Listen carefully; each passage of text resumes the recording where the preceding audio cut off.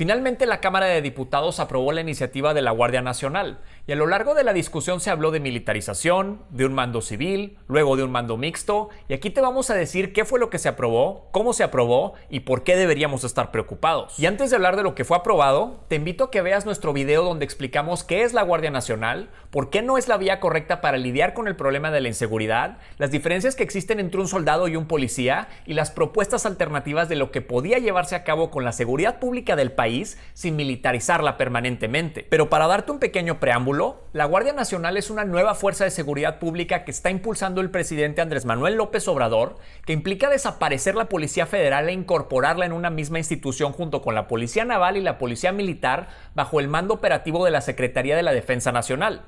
Es decir, la propuesta que se aprobó en la Cámara de Diputados sí implica la militarización del país. Ahora sí, veamos qué es lo que se aprobó en la Cámara de Diputados el pasado 16 de enero del 2019 y como siempre, todos los datos, cifras y fuentes utilizadas en este video las puedes encontrar en la descripción. Primero, lo más importante, ¿quién tendrá el mando de la Guardia Nacional? ¿Los civiles o los militares? Bueno, cuando se estaba discutiendo la propuesta, mucho se habló sobre el mando civil de la Guardia Nacional y cómo este era la clave para que ya no representara la militarización del país. Sin embargo, cuando se trata de política pública, el diablo está en los detalles. Acerca del mando, la propuesta es que en lo administrativo dependa de la Secretaría de Seguridad Pública y en la parte operativa esté adscrita a la Secretaría de la Defensa. Y a lo que se refieren con que el mando operativo esté a cargo de la Sedena es que la estructura jerárquica, disciplina, régimen de servicios, ascenso, prestaciones, ingreso, educación, capacitación, profesionalización y tareas de la Guardia Nacional estarán a cargo de la Sedena. Es decir, los elementos de la Guardia Nacional serán soldados. Él propone a los diputados que el mando sea civil. Lo que vimos ayer, perdóname, pero es una simulación, porque administrativamente queda en la Secretaría de Seguridad Pública. Operativamente, digo, la carta que acabamos de leer del Parlamento Europeo no deja duda. Sí, y otra vez, hay unos avances, o sea, no niego, o sea, no puedo negar que la esencia, porque si no, no hubiera subido a decir lo que dije y a pedir la reserva que pedí, sí, ¿no? Sin embargo, sí, tiene una mezcla, no la adecuada, no en la proporción adecuada, la mezcla sería mejor a la inversa, ajá, si así lo pudiéramos haber dicho inclusive. Sí.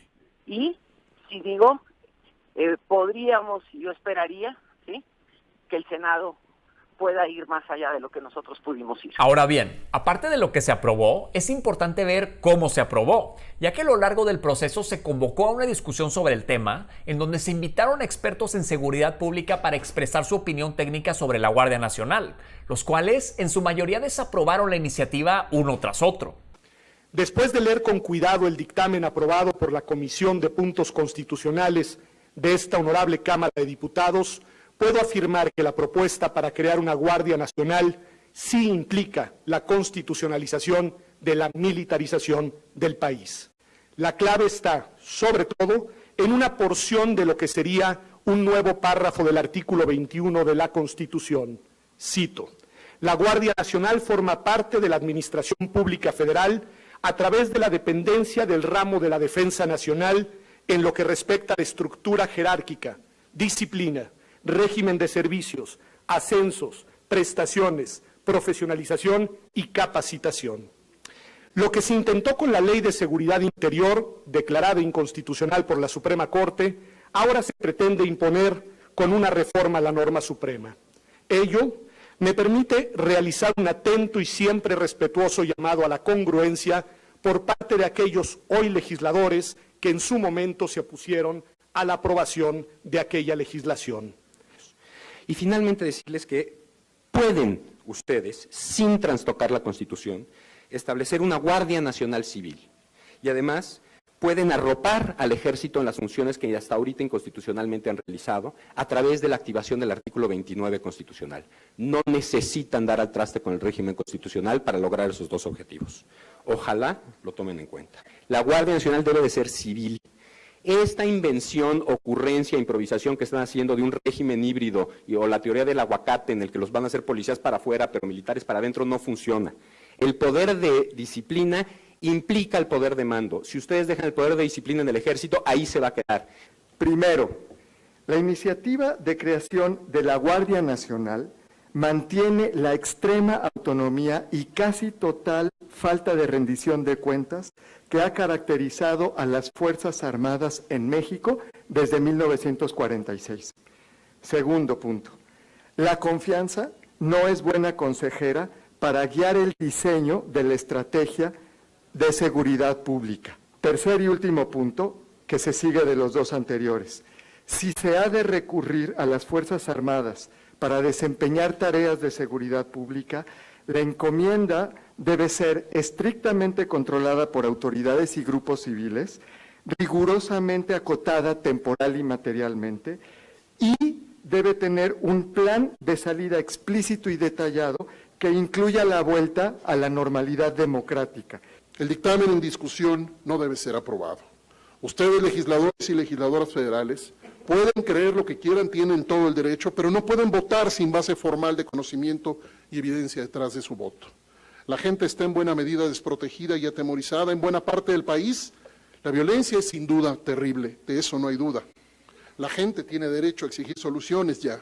Ustedes, en cambio, no tienen derecho ni a refugiarse en la urgencia, ni a ofrecer soluciones cuya viabilidad no pueden demostrar. Y para aclarar, por cuestiones de tiempo solo incluimos algunas de las exposiciones de los expertos invitados, pero en realidad son horas de argumentación respaldada en evidencia expresando su rechazo a la propuesta. Y si te interesa verlas, también te las dejo en la descripción, valen la pena. Pero a pesar de que el rechazo de los expertos fue básicamente unánime, la iniciativa pasó prácticamente sin cambios. Además, por ser una reforma constitucional, Morena necesitaba de las 2/3 partes del Congreso para poder pasar la propuesta de la Guardia Nacional. Así que lo que tuvieron que hacer fue aliarse con el PRI para poder aprobarla. Y ya saben lo que dicen. Dime con quién andas. El grupo parlamentario del PRI fue escuchado. Y aquí están nuestras propuestas. Por eso, en esta tribuna, le digo al grupo parlamentario de Morena, muchas gracias. Por eso, los vamos a acompañar el día de hoy. Porque queremos junto con ustedes, como Poder Legislativo, darle los elementos, darle las herramientas al presidente de la República y decirle desde esta tribuna que no está solo, que aquí el grupo parlamentario del PRI, con estas propuestas, lo acompaña en esta batalla tan fuerte que tenemos allá afuera. Sí. El mismo PRI que promovió la Ley de Seguridad Interior que representaba la militarización del país en el 2017 y a la que Morena se opuso fervientemente, hoy fue el aliado principal de Morena para impulsar esa misma militarización. Solo que peor, ya que esta quedará en la Constitución. Ahora, por ser una reforma constitucional, aún le falta ser aprobada en la Cámara de Senadores y por 17 congresos locales. Pero en realidad esto no parece ser un gran obstáculo para la mayoría que tiene Morena no solo en el Senado, sino también en exactamente 17 congresos locales en todo el país. Ahora bien, uno de los mayores problemas en cuanto al tema de la Guardia Nacional es que la mayoría de los mexicanos están a favor. De hecho, el nivel de aceptación del ejército es el más alto en los últimos 10 años después de haber estado en sus niveles más bajos el año pasado. Y esto en gran medida puede deberse a que el presidente tiene un gran nivel de aceptación y él personalmente ha estado avalando al ejército mexicano en los últimos meses. Sin embargo, este nivel de aceptación puede estar basado en una percepción que no necesariamente está alineada con la evidencia, ya que si revisamos los resultados de esa misma encuesta, la mayoría de los mexicanos piensa que el ejército mexicano es la institución que menos viola derechos humanos. Y en realidad esto es exactamente lo contrario. el ejército mexicano es la institución que más viola derechos humanos,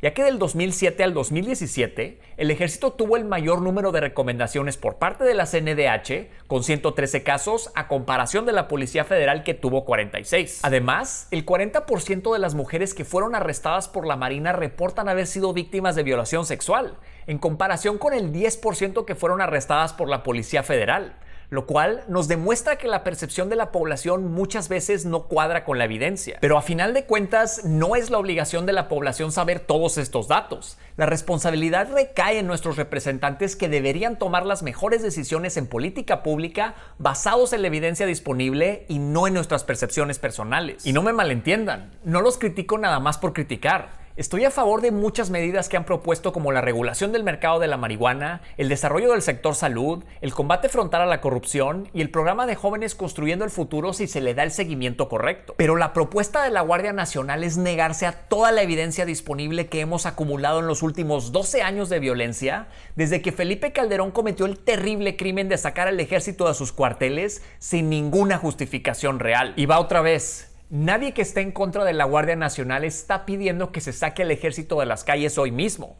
Más bien lo que se pide es que, en lugar de crear un nuevo cuerpo militarizado, se dediquen esos esfuerzos y recursos al fortalecimiento de las policías, mientras el ejército sigue llevando su función de apoyo en la seguridad pública. A mí me parece que los expertos y especialistas y activistas que participamos en las audiencias a las que convocó la Junta de Coordinación Política, expusimos ahí cómo ha sido que a lo largo de los últimos 12 años se ha recurrido a las Fuerzas Armadas en lugar de fortalecer las corporaciones de seguridad pública de nivel municipal y estatal.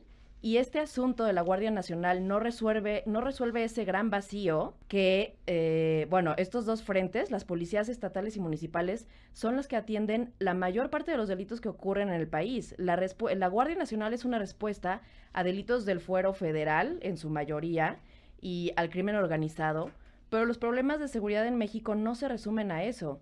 Sí son de los que más llaman la atención, pero más del 90% de los delitos que ocurren en México son del fuero común, y la Guardia Nacional no es una respuesta a esos problemas. Y lo más preocupante es que, en lugar de regresar al ejército a sus cuarteles paulatinamente, Andrés Manuel parece querer profundizar la presencia del ejército no solo en la seguridad pública, sino que los pondrá a operar las nuevas pipas que comprarán para el abasto de combustible, construirán las pistas del aeropuerto de Santa Lucía y un desarrollo inmobiliario para financiar a la Guardia Nacional. Y sí, fue Felipe Calderón el que sacó al ejército a las calles y Peña Nieto quien lo mantuvo ahí. Pero es Andrés Manuel quien busca dejarlo permanentemente en la Constitución, y ese será su legado.